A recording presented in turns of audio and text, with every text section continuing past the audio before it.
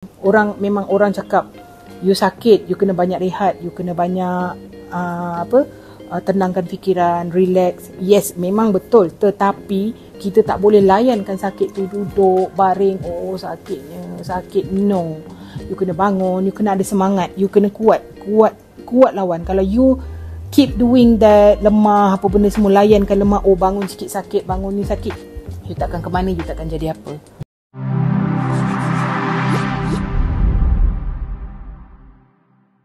Saya Nina Muiz dari Bangi. Saya didiagnos kanser payudara tahap 4 ketika berumur 45 tahun. Saya telah menjalani rawatan kemoterapi dan radioterapi sebanyak 16 kali, kemoterapi sebanyak 6 kali. So, saya adalah sekarang ni pejuang kanser yang akan melakukan ride solo semenanjung Malaysia untuk menyantuni pesakit-pesakit kanser, pejuang-pejuang kanser di daerah-daerah yang akan saya jelajahi. Ride saya akan bermula pada 2 Oktober sehingga 12 Oktober 2023. Tujuan ride ni adalah untuk memberi awareness memberi moral support dan awareness kepada pejuang-pejuang kanser. Ada di antara pesakit kanser payudara ni, dia memilih untuk tidak buat apa-apa, berubat kampung, makan suplemen yang dikatakan mampu untuk menghilangkan kanser dan sebagainya.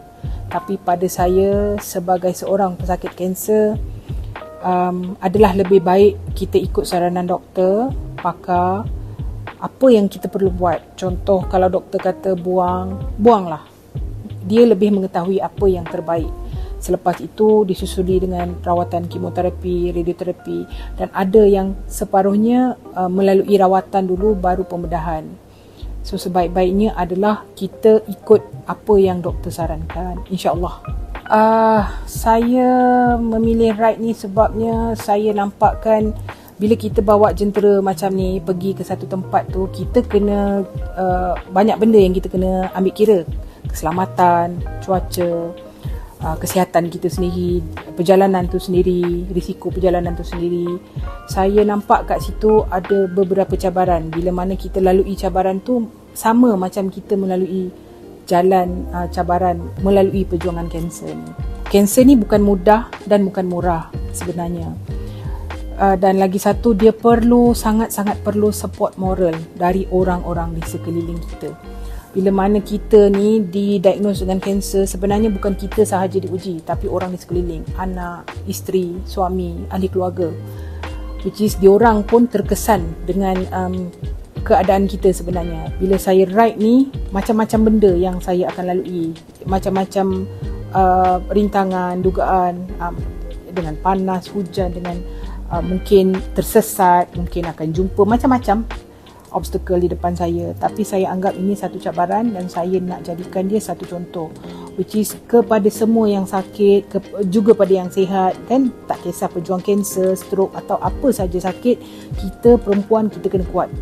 Bukan kata perempuan sajalah, lelaki pun ada sakit kanser ni. Okey, kita semua kena kuat dan kita jangan rasa memang orang cakap you sakit, you kena banyak rehat, you kena banyak tenangkan fikiran, relax. Yes, memang betul, tetapi kita tak boleh layankan sakit tu duduk baring, oh sakitnya, sakit. No, you kena bangun, you kena ada semangat, you kena kuat lawan. Kalau you keep doing that, lemah apa benda semua, layankan lemah, oh bangun sikit sakit, bangun ni sakit, you takkan ke mana, you takkan jadi apa. Saya ni sebenarnya tak tidur diam. Okay, bila saya sakit, permulaannya yang saya sakit tu, saya operation tu, saya duduk dekat ward, saya dah rimas. Kemo keempat, saya diberi kekuatan dan saya ditaja ke umrah oleh seorang hamba Allah yang beriman. Kemo keempat tu, bila 2 hari selepas saya kemo, saya terbang ke umrah. Dari KLIA tu saya boleh makan, sampailah saya di Mekah dan di Madinah. Alhamdulillah saya tak ada masalah. Ketika sampai tu saya berniat, ya Allah, ya Tuhanku, sembuhkanlah aku, angkatlah kesakitanku, sekurang-kurangnya aku dapat berbakti. Itu niat saya. Bila saya balik, Malaysia banjir. Jadi bila saya tengok orang banjir ni kesiannya dengan tak ada makan, terus saya blast dalam grup, siapa nak sponsor barang, saya boleh masak. Bila I blast dalam Facebook, datanglah ni beras, susu, tepung, telur. So saya pun cakap dengan jiran-jiran saya, okay, I masak, you all pack. Bermula dari 200 pack sehingga 2,600 pack sepanjang tempoh banjir tersebut. Dari situ saya ada kekuatan, and saya cakap saya terus nak buat something. Tapi ketika itu saya masih rawatan kemo, which is bila kita kemo kita tak boleh terlalu aktif. Habis kemo ke-6, saya berehat sebulan, saya sambung dengan radioterapi. Unexpected, radioterapi saya agak kata orang, efek dia tu agak teruk, cis melecuh habis apa semua. Terbantutlah saya punya segala program ketika tu bulan puasa. Sampai tahun ni, awal tahun ni dengan bulan puasa, saya cuba do something. Kebetulan saya dapat masak lagi untuk surau. Saya masak, saya all out. Dari situ saya kata I must do something. I must go. I must buat cancer awareness ni untuk orang. Saya plan apa yang saya nak buat untuk cancer ni. Saya do research, saya tengok cancer group, saya baca. Tapi saya tak tahu apa yang saya nak buat sebenarnya. But then bila saya fikir, saya tengok motor saya fikir, why don't I ride? Okay, ride. Mana saya nak cek dana? Kan petrol and servicing saya nak semua. So saya join group motor. Saya dapat motor lain. Saya join group motor, saya ikut riding. Tapi saya balik hari, pergi Penang, saya patah balik hari. Alhamdulillah saya boleh buat. Sepanjang saya ke Penang dan sepanjang saya patah balik tu, saya berfikir, okay, dari aku ride saja-saja, why don't I do something for this cancer thing. Saya berfikir masa tu, kalau aku ride, singgah, jelajah orang-orang cancer ni, apa kata I buat macam tu. Okay, back bila I balik KL, I kata I must do, I akan buat benda ni. I balik, I berfikir dalam masa 2 minggu habis. I person yang kalau buat, I kata buat, I buat. So I balik tu, I buka lagi I punya research about this cancer. Kebanyakan kita ada NGO yang menyantuni pesakit kanser ni, tapi tak semua. Ada yang low profile, ada yang tak mahu, ada yang malu, dan ada yang tak tahu macam mana nak berhubung dengan kanser ni, dan saya ambil inisiatif saya sendiri. Dari situ saya kumpul data, saya buat grup, saya panggil diorang, saya blast dalam grup, saya ambil gambar, saya blast dalam grup, saya akan buat ride solo.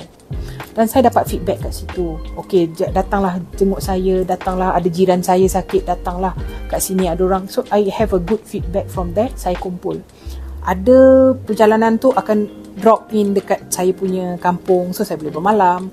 Dan ada tempat-tempat yang cancer patient sendiri yang offer untuk kita tidur rumah dia, kan, beramal mesra.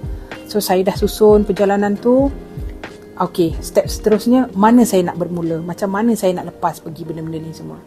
Okay, saya tanya grup motor saya. Alhamdulillah, ada grup motor saya bagi sokongan. Okay, Kak Nina nak buat kat mana, nak berlepas kat mana, kita orang akan support, datang apa semua. Okay, Alhamdulillah saya dapat tu. Then saya next step, okay, saya nak benda ni melalui kerajaan juga. Tempat saya dirawat kalau boleh di IKN. Something special lah kat situ, kan. So saya cuba, dan dengan bantuan CSM Puan Zuraini, dia adalah cancer survivor. Saya dapat kelulusan lah untuk berlepas dari IKN pada 2 Oktober insyaAllah jam 9 pagi. Okay, saya sendiri ketika saya buat rawatan, saya bertemu ramai kawan-kawan. Biar tiap kali kita kemo, lain-lain orang, kan. Ada yang ketika saya kenal, berbual, saya tanya stage berapa, stage 2, tapi dah merebak pergi 4. Saya tanya kenapa. Dia kata silap, pergi bomoh lah, pergi itulah, pergi ni, takut nak operation. Sebab pada diorang kebanyakannya masih bersuami. Macam saya, keputusan saya sendiri bersuami. Jadi benda ni melibatkan sebelah pihak lain. Jadi bila suami sendiri tidak menggalakkan untuk dibuang, benda tu mungkin pada suami tu dia kekurangan something, tapi keburukannya adalah pada isteri. Jadi pada kita perempuan ni sebenarnya, yes, kita kena dengar cakap suami kan, tapi untuk kesihatan ni, dengarlah kata hati sendiri, dengar cakap doktor. Sebab doktor ni lebih tahu, walaupun bukan badan dia, dia tahu apa yang perlu untuk kita. Elok dari stage 2, stage 4 tak boleh buat apa. Dan ada seorang lagi langsung tak buat apa, oleh kerana suami dia kata tak apa, kita pergi berubat, sanggup ke Kedah, ke Perlis pergi untuk berubat. Bagi orang pegang picit pecah kat dalam, pergi hospital, doktor tak boleh buat apa. Sedangkan baru stage 1. Jadi dah pecah, masuk emergency 3 hari, doktor kata bawa balik, tak boleh buat apa. Lepas tu suami dia mengamuk, hospital, nak saman hospital sebab tak nak buat apa-apa. Jadi sebenarnya tu kadang-kadang kita jangan terlalu percaya orang kata oh pergi sini, itu adalah usaha. Ya, saya faham. Tetapi buatlah apa yang sepatutnya. Sebab benda masih kecil, boleh dirawat. Doktor kata perlu buang. Jangan malu. So untuk family juga, untuk pasangan, untuk ahli keluarga, kita kena bagi moral support. Jangan pentingkan diri kita. Oh, dia buang, dia tak ada apa, you rasa macam kekurangan sangat-sangat. Dan ada juga yang bila isteri sakit macam itu, terus tinggalkan. Dan menambahkan lagi kemurungan dia dan memburukkan lagi keadaan dia pun ada. Apa yang saya nak buat tu adalah nak tunjukkan dia, kalau saya boleh, you all pun boleh. Itu matlamat saya dalam ride ni. Bersama saya dalam ride solo Jelajah Kanser pada 2 Oktober sehingga 12 Oktober seluruh semenanjung Malaysia. Wanita mampu untuk sihat, wanita mampu untuk kuat dan wanita mampu untuk berjaya. Kanser bukan tiket untuk mati.